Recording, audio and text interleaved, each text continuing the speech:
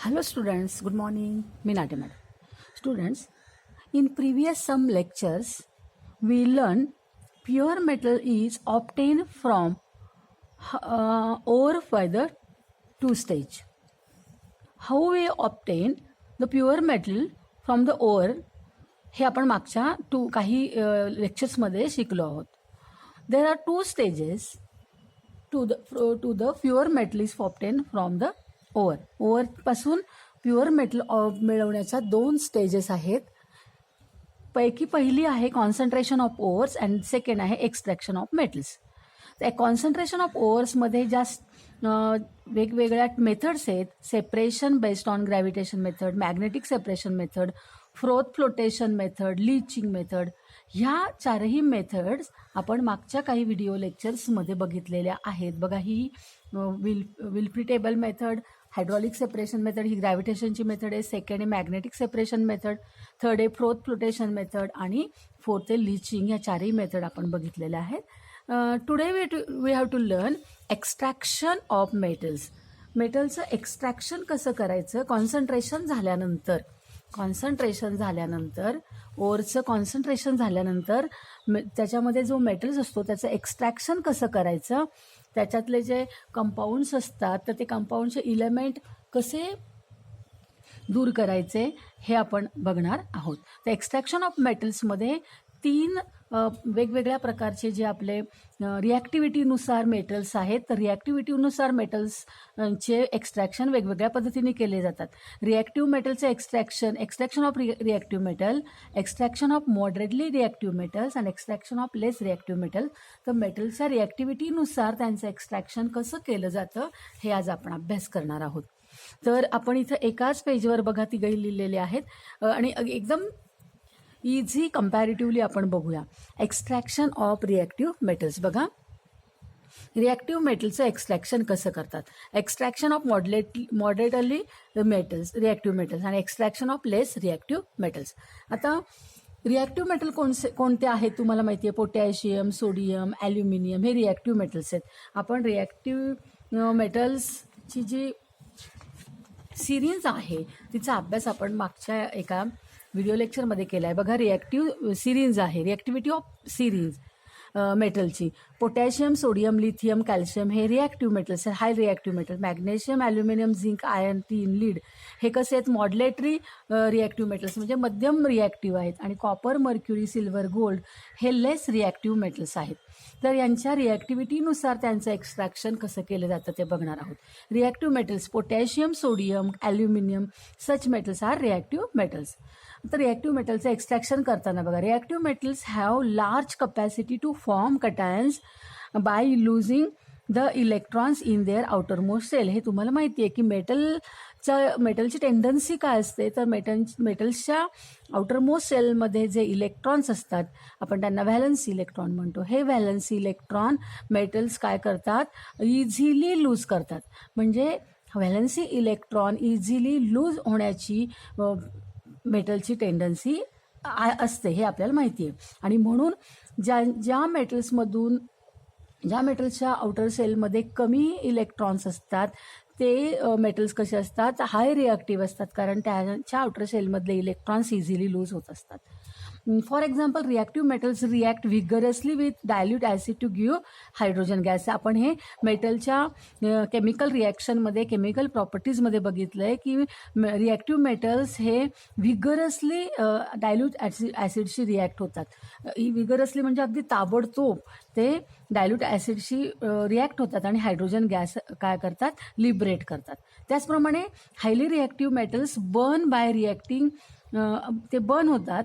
Highly reactive metals burn by reacting with oxygen from air at room temperature. आणि oxygen बरोबर ते burn होतात आणि काय तयार होतं, रूम टेम्परेचरलाच त्यांच्यापासून त्यांचे ऑक्साईड्स तयार होतात.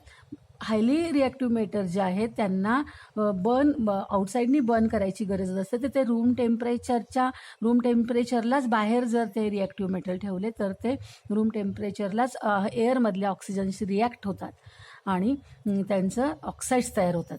म्हणजे हे ऑक्सिजनशी रूम टेम्परेचरला रिॲक्ट कोण होतं? फक्त हायली रिॲक्टिव्ह मेटल्स होतात. हे मॉडरेटली रिॲक्टिव्ह किंवा लेस रिॲक्टिव्ह मेटल्स होत नाही.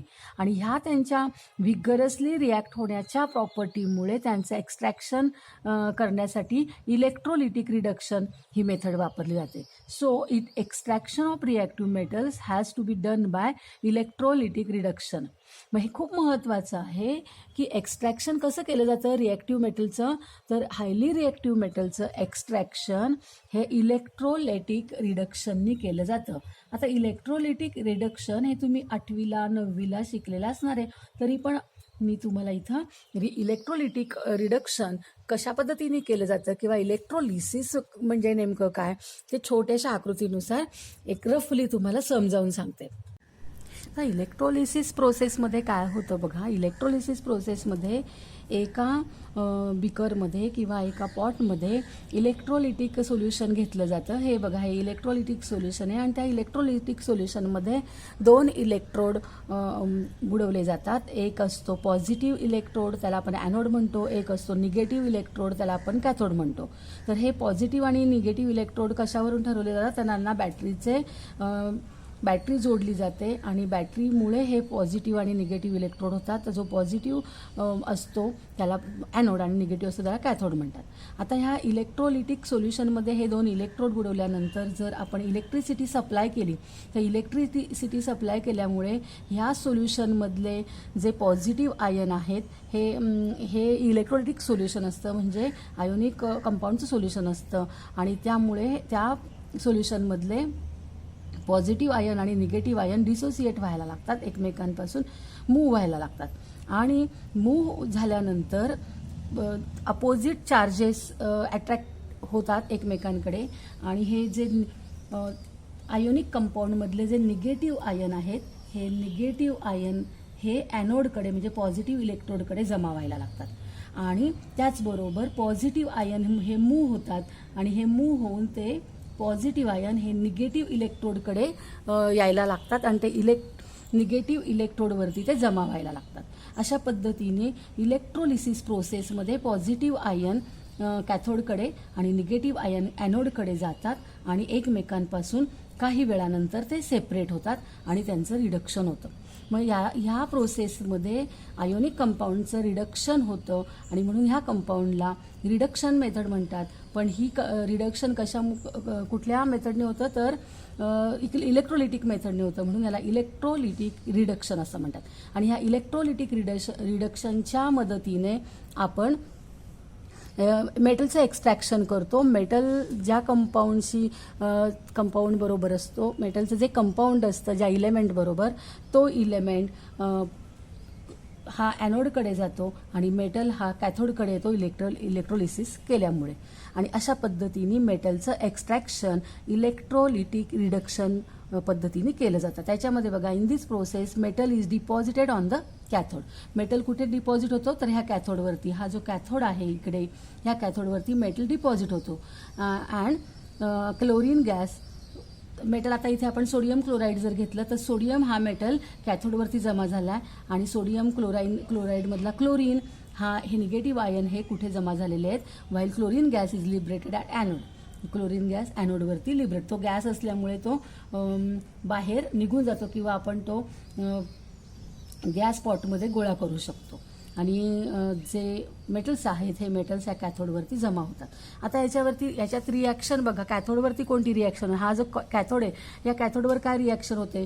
तो सोडियम आयन जो आहे हा सोडियम आयन कॅथोडवर आल्यामुळे कॅथोडकडून त्याला इलेक्ट्रॉन मिळतात आणि सोडियम आयन आणि इलेक्ट्रॉन हे एकत्र येतात आणि सोडियमचा काय तयार होतो? न्यूट्रल ॲटम तयार होतो. सोडियमचे ॲटम्स इथे तयार होतात कारण कॅथोडकडून इलेक्ट्रॉन सोडियम आयनला, पॉझिटिव्ह आयनला निगेटिव्ह इलेक्ट्रॉन मिळतात आणि तिथं रिडक्शन होतं आणि जे सोडियमचं आयन तयार होतं.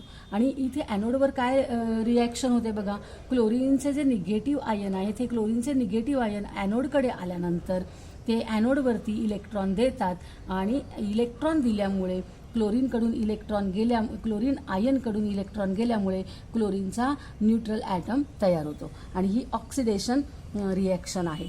म्हणजे इलेक्ट्रॉन घेणे रिडक्शन रिॲक्शन होते आणि इलेक्ट्रॉन देणे ही ऑक्सिडेशन रिॲक्शन इथे होत असते. अशा पद्धतीने मेटल ज्या कंपाऊंड बरोबर ज्या इलेमेंट बरोबर मेटलचं कंपाऊंड्स असतो तो इलेमेंट्स ॲनोडकडे आणि मेटल कॅथोडकडे जमा होतात आणि एकमेकांपासून सेपरेट होतात आणि मेटलचं एक्स्ट्रॅक्शन होतं.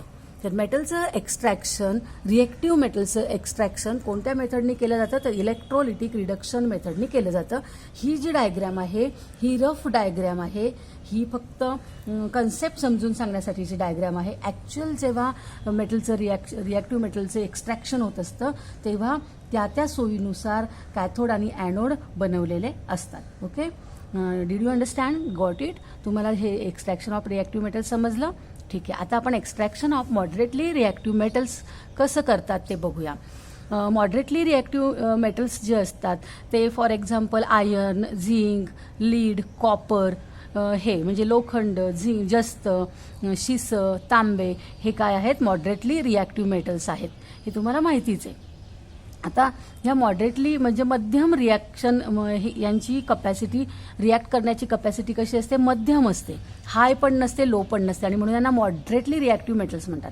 आता हे usually they occur in the form of their sulphides or carbonate. आता हे जे मॉडरेटली रिॲक्टिव्ह मेटल्स असतात हे फारसे खूप हाय पण रिॲक्टिव्ह नसल्यामुळे ते नेचरमध्ये कसे सापडतात तर ते नेचरमध्ये त्यांच्या सल्फाईडच्या कंपाऊंड सल्फाईड बरोबर कंपाऊंड केलेले सापडतात किंवा कार्बोनेट बरोबर कंपाऊंड केलेले सापडतात. म्हणजे आयर्न सल्फाईड किंवा zinc sulphide, lead sulphide, copper sulphide असे ते आढळतात किंवा iron carbonate, zinc carbonate, lead carbonate, copper carbonate अशा पद्धतीने ते निसर्गामध्ये आढळतात. मग आता हे जे मॉडरेटली रिॲक्टिव्ह मेटल्स आहेत यांचे सल्फाइड्स किंवा कार्बोनेट्स आपल्याला निसर्गात आढळतात. त्याबरोबर त्यांच्यामध्ये इम्प्युरिटीज म्हणजे गँग्वीज पण असतात. तर गँग्वीज आपण कुठल्या मेथडनी वेगळे करतो ते मागच्या व्हिडिओ लेक्चरमध्ये बघितले. कॉन्सन्ट्रेशन ऑफ ओव्हर करून आपण गँग्वीज रिमूव्ह करत असतो आणि एक्स्ट्रॅक्शन करून आपण ह्यांचे ह्या कंपाऊंड्समधले जे इलेमेंट्स आहेत ते आपण रिमूव्ह करत असतो. तर ह्या मॉडरेटली रिॲक्टिव्ह मेटल्स बरोबर जर सल्फाईड असेल तर रोस्टिंग मेथड वापरतात आणि ह्या मॉडरेटली रिॲक्टिव्ह मेटल्स बरोबर जर कार्बोनेट असेल, कार्बोनेट्स कंपाऊंड्स जर असतील तर कार्बोनेट रिमूव्ह करण्यासाठी कॅल्सिनेशन ही मेथड वापरतात. आता रोस्टिंग आणि कॅल्सिनेशन म्हणजे काय तर रोस्टिंग आणि कॅल्सिनेशन म्हणजे हीट देणे, त्या कंपाऊंडला हीट द्यायची. पण हीट देण्याच्या दोन थोड्याशा वेगळ्या पद्धती आहेत. रोस्टिंग म्हणजे काय बघा, the sulphide ores are strongly heated in air to transform them into oxide. This process is called roasting method. ह्याला रोस्टिंग म्हणतात. म्हणजे जर समजा कंपाऊंडचे जे सल्फाइड्स आहेत जर सल्फाइड्स असतील तर त्या मेटलचे जे सल्फाइड्स आहेत तर मेटल सल्फाइड हे जे कंपाऊंड आहे ओरचं, या ओरच्या सल्फाइडला स्ट्रॉंग हीट देतात, खूप हाय हीट देतात आणि एअरमध्ये हवेमध्ये पूर्णपणे त्याला जाळतात आणि जाळल्यानंतर ते सल्फाइड्स कशा ट्रान्सफॉर्म होतात तर त्या मेटलच्या ऑक्साईडमध्ये ते ट्रान्सफॉर्म होतात. म्हणजे रिॲक्शन होते मेटलच्या सल्फाईडला स्ट्रॉंगली हीट केल्यामुळे जी रिॲक्शन होते त्या रिॲक्शनमध्ये सल्फाईडचं कन्व्हर्जन त्यांच्या ऑक्साईड्समध्ये होतं, मेटलच्या ऑक्साईड्समध्ये होतं आणि याला भाजणे, रोस्टिंग म्हणजे काय, भाजणे ही प्रोसेस म्हणतात, रोस्टिंग मेथड म्हणतात. ओके. आता कॅल्सिनेशन म्हणजे काय तर कॅल्सिनेशन म्हणजे भाजणेच होतं पण पूर्णपणे भाजायचं नाही, तर लिमिटेड सप्लाय करायचा. हीट स्ट्रॉंग हीट द्यायची पण ती अर्धवट जाळायचं त्याला. तर त्या अर्धवट जाळण्याला कॅल्सिनेशन म्हणतात. आणि कॅल्सिनेशन कधी करतात जर कार्बोनेट्स असतील, ओर्स जे आहेत म्हणजे ही धातुकं जी आहेत ह्या धातुकं जर कार्बोनेट बरोबर कंपाऊंड करत असतील तर त्या कार्बोनेटला रिमूव्ह करण्यासाठी त्या ओरच्या कार्बोनेटला काय करतात स्ट्रॉंगली हीट देतात.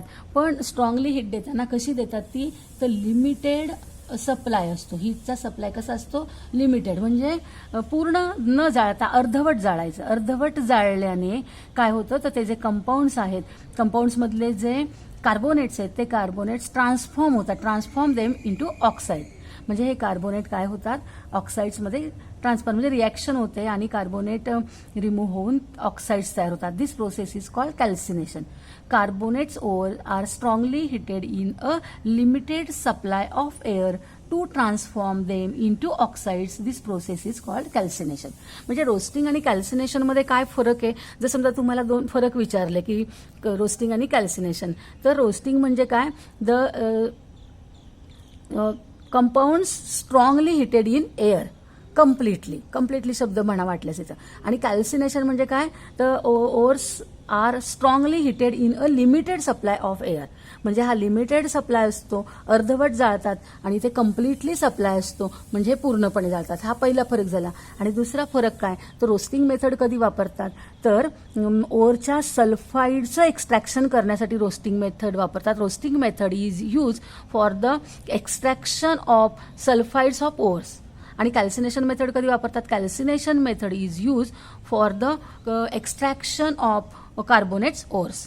तर हे दोन फरक लक्षात ठेवायचे. आता रोस्टिंग आणि कॅल्सिनेशनच्या दोन इथं रिॲक्शन बघा कशा आहेत. समजा झिंक सल्फाईड हे आहे ZnS. ZnS म्हणजे झिंक सल्फाईड.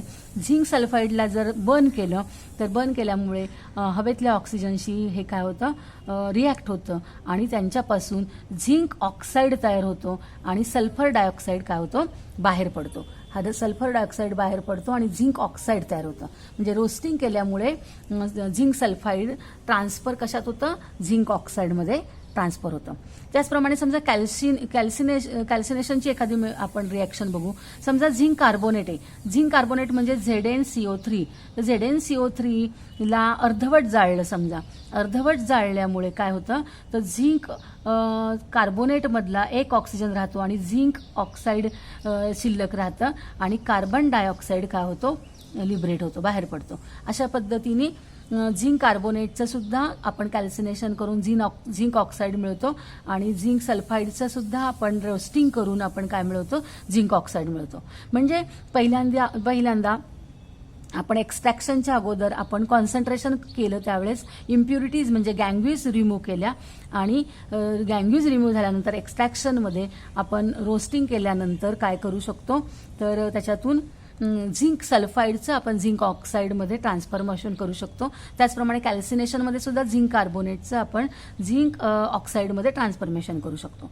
आता इथं एक्स्ट्रॅक्शनची ही पहिली स्टेज झाली की आपण सल्फाईडचं आणि कार्बोनेटचं ऑक्साईडमध्ये ट्रान्सफॉर्मेशन केलेलं आहे. पण आता झिंक ऑक्साईड जो आहे, झिंक ऑक्साईड जे तयार झाले, ह्या झिंक ऑक्साईडमधून हा ऑक्साईड जेव्हा रिमूव्ह होईल तेव्हा आपल्याला प्युअर झिंक मेटल हा काय मिळेल, हा आपल्याला बाजूला मिळेल. तर zinc oxide so obtained is reduce to zinc by using suitable reductant such as carbon. म्हणजे हे जे झिंक ऑक्साईड तयार झाले तर हे झिंक ऑक्साईड आपल्याला ह्या झिंक ऑक्साईडमधून हा जो ऑक्सिजन आहे, ऑक्साईड आहे, so obtained is reduce zinc by using suitable reductant. हा आपल्याला यातून झिंक बाजूला काढता येतो. झिंक कसा बाजूला काढता येईल, reduce to zinc by using suitable reductant. आपल्याला इथे सुटेबल रिडक्टंट वापरलं तर त्या रिडक्टंटमुळे हा झिंक काय होईल, बाजूला. रिडक्टंट आता कोणता, तर सच ॲज कार्बन. म्हणजे कार्बन हा रिडक्टंट आपण वापरून आपण झिंक काय करू शकतो, बाजूला करू शकतो. तर बघा, झिंक ऑक्साईडमधनं आपल्याला झिंक आणि ऑक्सिजन वेगवेगळे करण्यासाठी कार्बनशी याची रिॲक्शन करावी लागणार आहे. बघा, झिंक ऑक्साईड प्लस कार्बन. आता ह्या रिॲक्शनमुळे काय होतं, तर हा जो ऑक्सिजन आहे हा ऑक्सिजन कार्बनशी रिॲक्ट होतो आणि कार्बन मोनॉक्साईड तयार होतो आणि हा जो आहे तो काय असतो, हा झिंक. तर झिंक वेगळा होतो, रिमूव्ह होतो आणि कार्बन मोनॉक्साईड वेगळा होतो. म्हणजेच आपल्याला झिंक सल्फाईड किंवा झिंक कार्बोनेट जर असतील तर झिंक सल्फाईड आणि झिंक कार्बोनेटपासून झिंक वेगळा करण्यासाठी आधी त्यांचं रोस्टिंग किंवा कॅल्सिनेशन करावं लागेल आणि हे केल्यामुळे जे झिंक ऑक्साईड मिळेल, ह्या झिंक ऑक्साईडमध्ये रिडक्टंटचा यूज करून, कार्बनसारख्या रिडक्टंटचा यूज करून आपल्याला तो झिंक रिमूव्ह करता येईल, वेगळा करता येईल. अशा पद्धतीने आपण extraction of moderately reactive metals करण्याच्या स्टेज बघितल्या आहेत. त्याच्यामध्ये पहिली स्टेज आहे रोस्टिंग किंवा कॅल्सिनेशन आणि दुसरी स्टेज आहे reduce the metal using suitable reductant. आता बघा, जर जसं आपण कार्बन हा रिडक्टंट, इथे हा जो कार्बन आहे ह्या कार्बनला काय म्हटलेलं आहे, रिडक्टंट म्हणजे क्षपणक. जो कार्बन ऑक्सिजनशी संयोग पावतो आणि कार्बन ऑक्सिजन वेगळा करतो, त्याला आपण त्या मेथडला आपण रिडक्टंट मेथड म्हणतो. तर हा कार्बन आपण रिडक्टंट म्हणून किंवा क्षपणक म्हणून इथे यूज केलेला आहे. तर या कार्बनप्रमाणेच आपण वेगवेगळे रिडक्टंट वापरू शकतो. Apart from carbon, reactive metals such as sodium, calcium, aluminium are also reducing agent for the reduction of metal oxide to obtain the metals. म्हणजे जसं आपण कार्बन हा रिडक्टंट वापरून झिंक ऑक्साईडमधून ऑक्सिजन किंवा झिंक वेगळा करू शकलो, त्याचप्रमाणे कार्बनच्या ऐवजी आपण सोडियम किंवा कॅल्शियम किंवा ॲल्युमिनियम हे रिड्युसिंग एजंट वापरून सुद्धा मेटल काय करू शकतो, सेपरेट करू शकतो. का करू शकतो ते पण बघा इथे दाखवले. Because this metals displace moderately reactive metals from this compound. कारण की हे जे मेटल्स आहेत कोणते, सोडियम, कॅल्शियम, ॲल्युमिनियम, हे तुम्हाला माहिती आहे कोणते मेटल्स आहेत, तर हे हाय रिॲक्टिव्ह मेटल्स आहेत. आणि हाय रिॲक्टिव्ह मेटल्स काय करू शकतात, लेस रिॲक्टिव्ह मेटलला डिस्प्लेस करू शकतात. आणि म्हणून आपण जर मॉडरेटली मेटलच्या ऑक्साईडमधून मॉडरेटली मेटल जर आपल्याला रिमूव्ह करायचं असेल, डिस्प्लेस करायचं असेल, तर ह्याला डिस्प्लेस करण्यासाठी तिथं आपल्याला त्याच्यापेक्षा हाय रिॲक्टिव्ह मेटल्स यूज करावे लागतील. आणि मॉडरेटली रिॲक्टिव्ह मेटलपेक्षा हाय रिॲक्टिव्ह मेटल कोणते आहेत, तर सोडियम, कॅल्शियम आणि ॲल्युमिनियम. आणि म्हणून हे मेटल्स आपण यूज केल्यामुळे काय होतं, तर मॉडरेटली रिॲक्टिव्ह मेटलचं डिस्प्लेसमेंट होतं. आता उदाहरण बघा, मँगनीज ऑक्साईड आहे. हा मँगनीज ऑक्साईडमध्ये जर आपण ॲल्युमिनियम हा रिडक्टंट वापरला, तर हा ॲल्युमिनियम ह्या मॅंगनीजला काय करतो, ह्या मँगनीजला हा ॲल्युमिनियम डिप्लेस करतो. आणि हा मँगनीज डिस्प्लेस होतो आणि ॲल्युमिनियम ऑक्साईड तयार होतं आणि हीट मोठ्या प्रमाणात तयार होते. म्हणजे या हाय रिॲक्टिव्ह मेटलनी या लेस रिॲक्टिव्ह मेटलला डिस्प्लेस केल्यामुळे मॅग्नीज वेगळा झाला. त्याचप्रमाणे इथे बघा, फेरस ऑक्साईड आहे आणि त्याच्याशी ॲल्युमिनियमशी आपण रिॲक्शन केली, तर हा हाय रिॲक्टिव्ह ॲल्युमिनियम मेटल जो आहे हा काय करतो, ह्या लेस रिॲक्टिव्ह एलिमेंट्सला, फेरसला काय करतो, डिस्प्लेस करतो. आणि हा फेरस जो आहे हा काय होतो, डिस्प्लेस होतो आणि वेगळा होतो आणि आपल्याला याचं एक्स्ट्रॅक्शन होऊन हा वेगळा मिळतो. म्हणजेच आपल्याला एक्स्ट्रॅक्शन करण्यासाठी आपण सोडियम, कॅल्शियम, ॲल्युमिनियम ह्या हाय रिॲक्टिव्ह मेटलचं रिडक्टंट म्हणून आपण काय करू शकतो, उपयोग करू शकतो. ओके, म्हणजे तुम्हाला extraction of moderately reactive metals समजली असेल. ह्याच्यामध्ये 2 स्टेज आहेत. पहिली स्टेज आहे ती म्हणजे जो मॉडरेटली रिॲक्टिव्ह मेटल जो सल्फाईड बरोबर कंपाऊंड केलेला असतो किंवा कार्बोनेट बरोबर कंपाऊंड केलेला असतो, त्यातले सल्फाईड आणि कार्बोनेट रिमूव्ह करण्यासाठी, सल्फाईड रिमूव्ह करण्यासाठी रोस्टिंग केलं जातं. आणि कार्बोनेट जर रिमूव्ह करायचं असेल तर कॅल्सिनेशन यूज केलं जातं. आणि रोस्टिंग आणि कॅल्सिनेशन करून त्या मेटलचे, मॉडरेटली मेटलचे, रिॲक्टिव्ह मेटलचे जे ऑक्साईड्स आपल्याला मिळतात, ह्या ऑक्साईडपासून मधून आपल्याला तो मेटल रिमूव्ह करण्यासाठी, रिड्यूस्ड करण्यासाठी आपल्याला रिडक्टंट वापरावा लागतो. तर हा जो रिडक्टंट आहे तो कार्बन म्हणून आपण यूज करू शकतो. त्याचबरोबर ह्या कार्बनच्या ऐवजी आपण highly reactive metal sodium, calcium, aluminium हे सुद्धा आपण रिडक्टंट म्हणून यूज करू शकतो. आणि हे रिडक्टंट जे आहेत हे रिडक्टंट काय करतात, हे मेटल्स जे आहेत हायली रिॲक्टिव्ह असल्यामुळे ते लेस रिॲक्टिव्ह मेटलचं डिस्प्लेसमेंट करतात आणि आपल्याला लेस रिॲक्टिव्ह मेटलचं एक्स्ट्रॅक्शन झालेलं आढळतं. अशा पद्धतीने आपण extraction of moderately reactive metals बघितलेलं आहे. म्हणजे एक्स्ट्रॅक्शन ऑफ रिॲक्टिव्ह मेटलमध्ये इलेक्ट्रोलिटिक रिडक्शननी मेटलचं एक्स्ट्रॅक्शन होतं. आणि एक्स्ट्रॅक्शन ऑफ मॉडरेटली रिॲक्टिव्ह मेटलमध्ये आपल्याला त्यांचं रोस्टिंग आणि कॅल्सिनेशन करून त्यांचे ऑक्साईड्स मिळवता येतात आणि त्यानंतर त्या सुइटेबल रिडक्टंट वापरून आपल्याला मेटल्स रिमूव्ह करता येतो. आता आपण लास्ट बघूया extraction of less reactive metals. आता लेस रिॲक्टिव्ह मेटल्स कोणते, तर तुम्हाला माहिती आहे गोल्ड, सिल्वर, प्लॅटिनम किंवा मर्क्युरी, कॉपर हे काय आहेत, लेस रिॲक्टिव्ह मेटल्स आहेत. आता हे लेस रिॲक्टिव्ह मेटल्स असल्यामुळे हे त्यातल्या त्यात गोल्ड, सिल्वर आणि प्लॅटिनम हे अतिशय कमी रिॲक्टिव्ह असल्यामुळे ते नेचरमध्ये आपल्याला कसे आढळतात, तर ते फ्री स्टेटमध्ये आढळतात. म्हणजे ते आपल्याला मुक्त अवस्थेत आढळतात. ते कोणत्याही इतर इलेमेंट्सची कंपाऊंडच्या फॉर्ममध्ये आपल्याला आढळत नाहीत. म्हणजे गोल्ड, सिल्वर, प्लॅटिनम ह्यांच्या आपल्याला प्युअर त्यांचे मिनरल्स आपल्याला आढळतात. आणि म्हणून त्यांची रिॲक्शन एक्स्ट्रॅक्शन आपल्याला करावंच लागत नाही. ह्यांच्यातनं फक्त इम्प्युरिटीज बाहेर काढलं, कॉन्सन्ट्रेशन केलं की झालं. पण गोल्ड, सिल्वर, प्लॅटिनम ह्यांच्याशी कोणीही कंपाऊंड न केल्यामुळे, कोणत्याही मेटलचं कंपाऊंड न केल्यामुळे आपल्याला हे फ्री स्टेटमध्ये असल्यामुळे ह्यांचं एक्स्ट्रॅक्शन करण्याची गरज पडत नाही. मात्र आता कॉपर जो आहे, कॉपर नेचरमध्ये आता फ्री स्टेजमध्ये सापडत नाही, कारण त्यांच्या ज्या मिनरल्स आहेत त्या मोस्टली संपत आलेल्या आहेत. म्हणून प्रेझेंटली सध्या कॉपर आपल्याला त्यांच्या कॉपर सल्फाईड फॉर्ममध्ये आढळतो. Presently copper is found mainly in the form of copper sulphide. त्याचप्रमाणे मर्क्युरी सल्फाईड म्हणजे सिन्नाबार यामध्ये आढळतो. म्हणजे नेचरमध्ये कॉपर सल्फाईड आणि सिन्नाबार म्हणजे मर्क्युरी सल्फाईड आढळतात. तर कॉपर सल्फाईड आणि मर्क्युरी सल्फाईड ह्यांच्यापासून यांचं एक्स्ट्रॅक्शन कसं करतात, तर मॉडरेटली रिॲक्टिव्ह मेथडप्रमाणेच त्यांचं एक्स्ट्रॅक्शन केलं जातं. कारण सल्फाईड जर रिमूव्ह करायचं असेल तर त्यांचं रोस्टिंग करतात. पहिल्यांदा यांचं रोस्टिंग करतात. Copper is obtained from Cu2S are just by heating in air.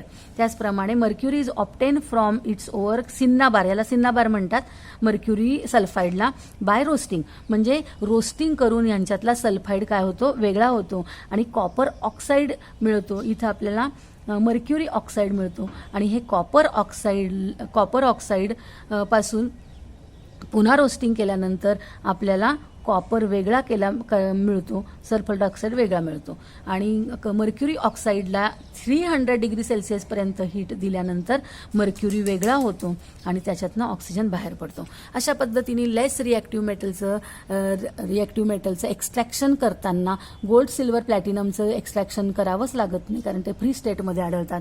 Copper sulphide आणि मर्क्युरी सल्फाईड मात्र सल्फाईडच्या कंपाऊंडमध्ये आढळत असल्यामुळे त्यांच्यातून सल्फाईड वेगळा करण्यासाठी रोस्टिंग केलं जातं. रोस्टिंगमुळे त्यांचे ऑक्साईड्स मिळतात. म्हणजे कॉपर ऑक्साईड मिळतं आणि मर्क्युरी ऑक्साईड मिळतं. आणि मग ह्यांच्या ऑक्साईडमधून मेटल्स वेगळं करण्यासाठी इथे पुन्हा त्यांचं रोस्टिंग केलं जातं. आणि इथं पण त्याला हीट दिली जाते आणि 300 डिग्री सेल्सिअसपर्यंत इथे हीट दिली जाते.